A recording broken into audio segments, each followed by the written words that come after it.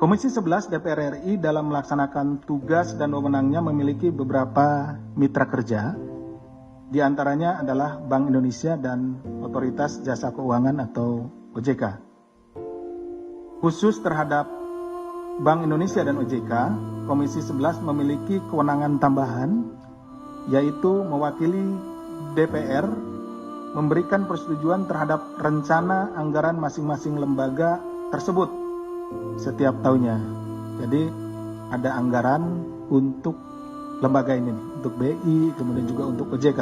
Nanti Komisi 11 ini anggaran yang untuk BI maupun untuk OJK itu dirapatkan gitu ya, seperti itu, kemudian dievaluasi dan lain-lain, kemudian disetujui gitu ya oleh Komisi 11.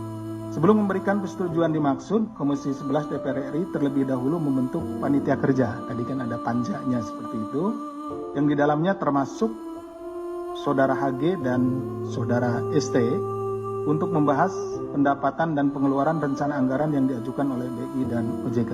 Jadi dengan adanya panja tersebut, kemudian anggaran yang diajukan oleh BI maupun OJK dibahas dalam satu rapat, kemudian dilihat bagaimana rencana pengeluarannya, kemudian rencana pendapatannya, seperti itu.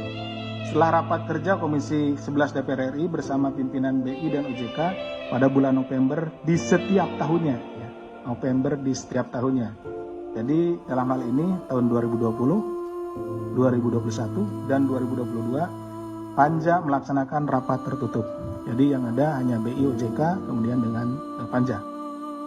Bahwa dalam rapat terdapat kesepakatan antara lain: 1. BI dan OJK memberikan dana program sosial kepada masing-masing anggota Komisi 11 DPR RI.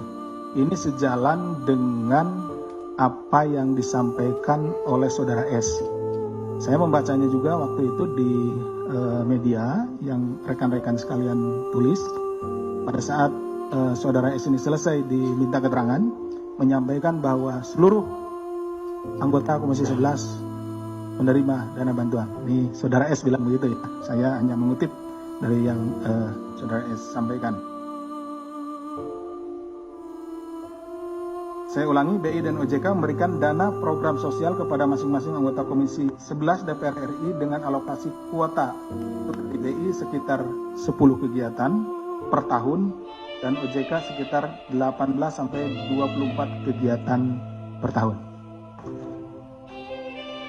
2. Dana program sosial diberikan kepada anggota Komisi 11 DPR RI melalui yayasan yang dikelola oleh anggota DPR Komisi 11. Jadi tidak langsung uang itu diberikan kepada perorangan anggota Komisi 11, tetapi diberikan melalui yayasan. Artinya anggota Komisi 11 kemudian bisa menunjuk yayasan yang sudah ada, gitu ya. Karena banyak misalkan yayasan sosial dan lain-lain yang ada bisa ditunjuk, misalkan di daerah pemilihannya, di dapilnya, atau bisa juga yayasan yang dimilikinya, yang khusus menampung uang untuk kegiatan sosial tersebut.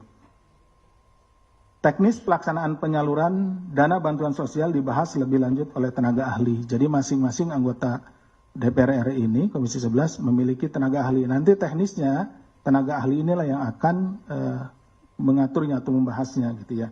Dari masing-masing anggota DPR Komisi 11 dan pelaksanaan dari BI dan OJK dalam rapat lanjutan. Jadi ada rapat lanjutan kemudian untuk membahas penyaluran dari bantuan sosial ini.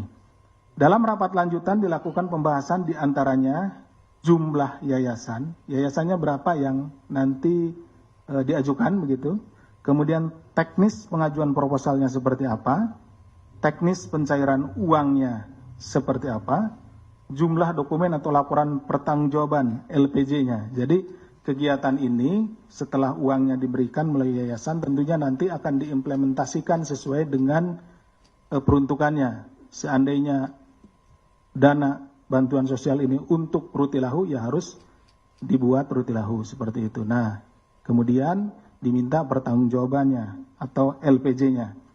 Kemudian alokasi dana yang diperoleh dari setiap anggota DPR RI Komisi 11 per tahunnya. Setelah selesai rapat panja pada sekitar bulan November atau Desember, anggota Komisi 11 DPR RI kembali melaksanakan rapat kerja Komisi 11 terkait persetujuan atas rencana anggaran tahunan BI dan OJK. Untuk menindaklanjuti pembahasan teknis tersebut, HG kemudian menugaskan tenaga ahli, sementara ST menugaskan seorang kepercayaannya.